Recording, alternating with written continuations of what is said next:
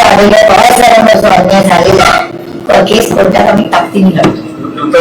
जो प्रतिसाद या निवडणुकीमध्ये मिळालाय तो पाहता पुन्हा राष्ट्रवादी चिन्ह घेणं हे तुम्हाला परवडेल का? राष्ट्रवादीचं घड्याळ घेणं की तुतारी हे चिन्ह प्रेफरेबल राहील तुम्हाला?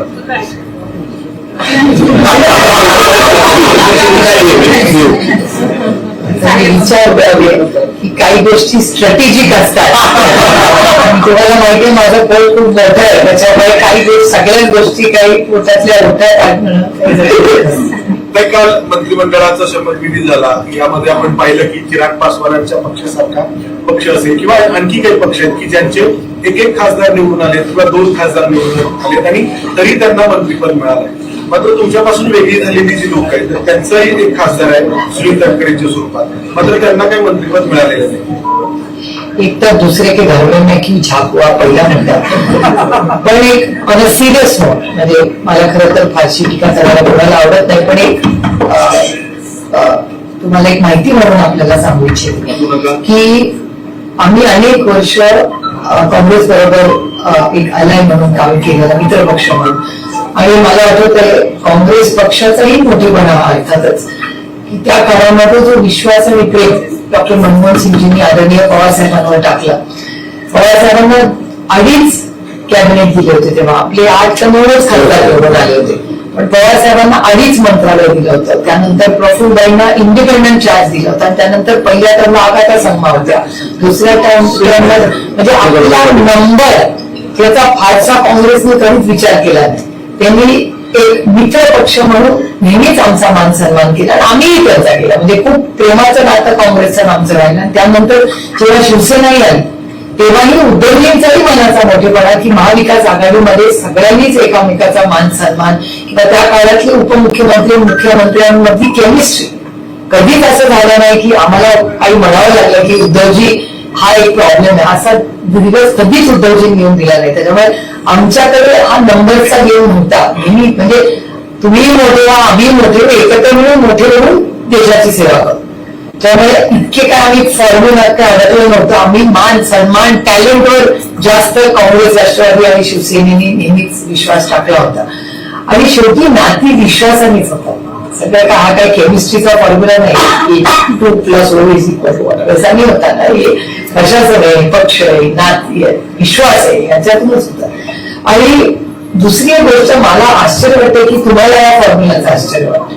मी 10 वर्ष फार त्यांना जवळून त्यांच्या मित्रपक्षांना तर त्याहून जवळून पाहिले, त्याच्यामुळे मला काय आश्चर्य वाटत नाही. ते वन साइज फिट्स ऑल कधीच नसतं आणि ते मित्रपक्षांना कसे वापरतात हे मी जेवढं पाहिजे तेवढं वंदनाताईंनी त्यावेळी पार्लमेंटमध्ये कानाद्वारे गोष्टी ऐकलेल्या.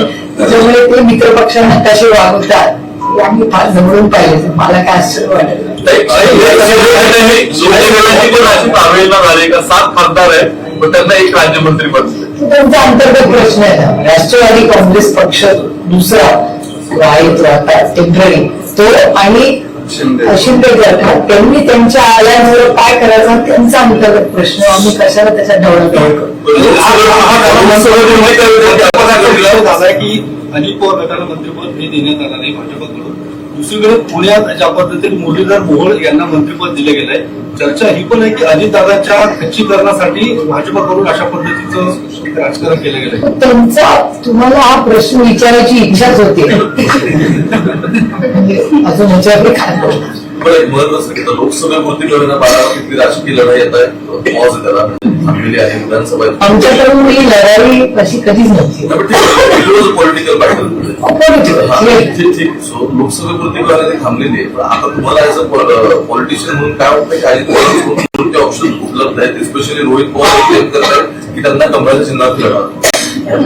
तुम्हाला खरं सांगू, पुण्यामध्ये वाढलेला क्राईम, महागाई, बेरोजगारी, हिंजवडीतून झालेल्या कंपनीज, दुष्काळाची परिस्थिती आजही अनेक ठिकाणी जर पाऊस आहे, जिथे पाऊस आहे तिथे तुमता एवढी आणि लोकांची गैरसोय होते, लोकांच्या घर एवढी आमदारच्या समोर काम आहेत. आता त्यांनी काय करावं त्यांचा प्रश्न. आम्हाला वेळच नाही हो आमच्या कामामधून. 8 खासदार निवडून आले, एवढी जबाबदारी राष्ट्रवादी काँग्रेस पक्षाच्या प्रत्येक कार्यकर्त्यावर वाढलेली आहे. बारामती विधानसभामध्ये पण उमेदवारी ठरलाय. अजून आमची काही चर्चाच नाही. महाविकास आघाडीचं पहिलं सीट शेअरिंग होईल ना, म्हणजे आता काँग्रेसची आमची आत्ताच त्यांची पहिल्यांदा भेट झाली, दिल्लीत भेट झाली. आता ते कुठली सीट मागतायत, आम्ही आता त्याच्यावर पण चर्चा होईल. म्हणजे त्याच्यावर पहिले आल्या म्हणजे ते घेऊन करतात आपण, हे जो पण विषय आहेच ना. त्याच्यामुळे आम्ही आपलं पूर्ण मान सन्मान जराशी बाहेर काही बोलला. असे काही बॅनर्स लागले होते बारामती, त्यावर चर्चा झाली की युगेंद्र पवार बारामती उमेदवार असते अशी चर्चा सुरू आहे. चर्चा असेल तर मला माहिती नाही त्याची, मी दिल्लीला होते आणि त्याच्यानंतर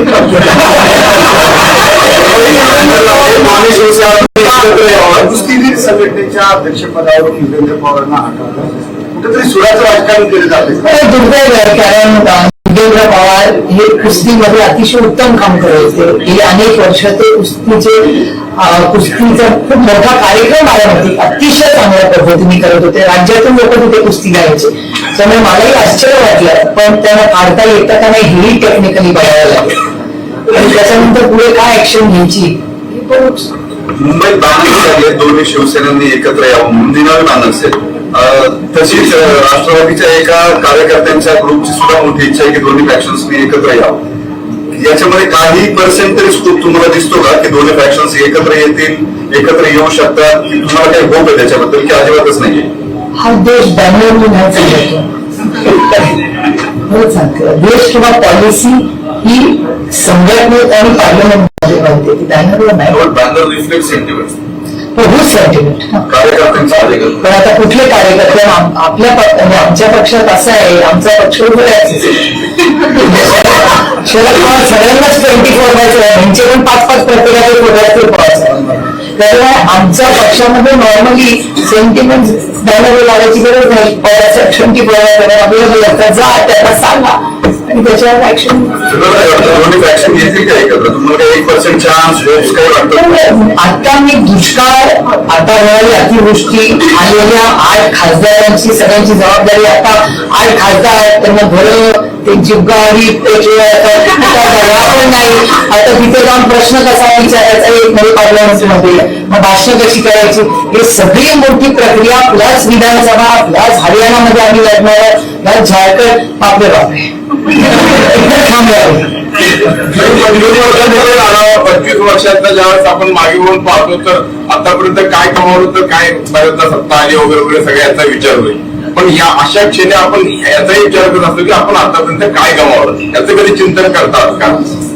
मला असं प्रत्येक जण करत असतं. आणि 25 वर्षातली 18 वर्ष हा पक्ष स्वतःच्या कर्तृत्वाने सत्तेत राहिला, हे बी बहुत बरी बात. ते एक पहिली बात. मला त्या 25 वर्षात प्रत्येकाच्या आयुष्यात संघर्ष येतोच होतो. आणि जे आपल्याकडे राहिले किंवा आपण ज्याच्यामुळे एकत्र राहिलो ती गोष्ट आम्ही कधी विसरलो.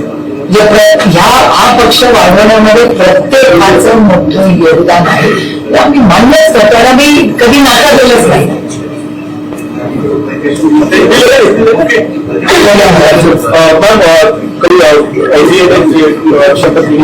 पहली कैबिनेट आई, आपकी क्या उम्मीद है कि पहली कैबिनेट में क्या डिसीजन होने चाहिए? सरसकट कर्ज माफी, किसानों को रिलीफ मिलना चाहिए, सबसे बड़ी बात. और इसके अलावा पुणे की हम आपने बात कही, पुणे के भी मंत्री होंगे. जो सिचुएशन पुणे में उस पर आप क्या देख रहे हैं कि पानी भर रहा है, हो रहे हैं और पूना म्यूनिसिपल कॉर्पोरेशन में 7 साल जिनकी सत्ता है वो लिखा पाप भोग रहे हैं और क्या है. और जिस तरह से क्राइम पूना में बढ़ रहा है, ड्रग्स बढ़ रहे हैं, कोई बड़ी गाड़ी आके 2 बच्चों को मार करके कहीं जा रही है, उसकी इंक्वायरी में खून का सैंपल दर्ज करे. दंगेकर जी से एक बार पूछ लीजिए क्या क्या गलत हो रहा है. तो दंगेकर जी ने इतना आगे चला इसलिए तो बच्चों को कुछ तो न्याय मिल जाए. ऐसा न हो जाए कि रिजल्ट में तो दोनों बच्चे की स्टोरी भूल जाए. लेकिन दंगेकर जी तो मेरी बहुत सारी अपेक्षा है उनसे कि आगे तक जब तक इन बच्चों को न्याय नहीं मिलता वो लड़ते रहे. लोन लेवल की डिमांड कर रहे हो, लेकिन अभी 10 साल के गवर्नमेंट एक्सपेक्टेशन बढ़ चुका है, गवर्नमेंट को लोन बढ़ चुका है, This